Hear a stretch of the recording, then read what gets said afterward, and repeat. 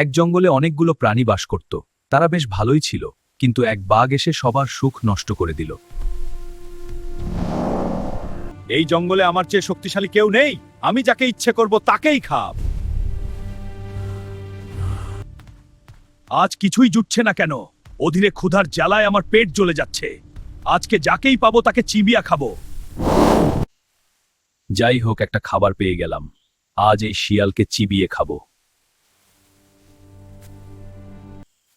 বাঁচতে হলে বুদ্ধি খাটাতে হবে।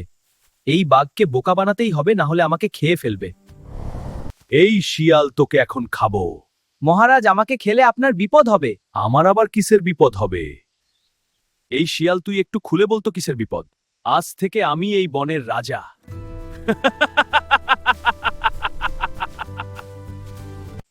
তুই যে এই বনের রাজা তার প্রমাণ দিতে হবে তোকে। তাহলে চলুন, তবে আমার একটা শর্ত আছে। বল, তোর কি শর্ত? যদি আমাকে কেউ দেখে ভয়ে পালিয়ে যায় তাহলে আপনি মানবেন তো? হ্যাঁ, মানব। এরপর বাঘ ও শিয়াল যখন একসাথে চলতে লাগলো, তখন সবাই তাদের দেখে পালাচ্ছিল। আসলে শিয়ালকে দেখে নয়, সবাই বাঘের ভয়ে পালাচ্ছিল। সত্যি আমি বুঝতে পারলাম তুই এখন এই বনের রাজা। আমি তোকে খেয়ে বিপদে পড়তে চাই না। তুই তাহলে থাক, আমি যাই।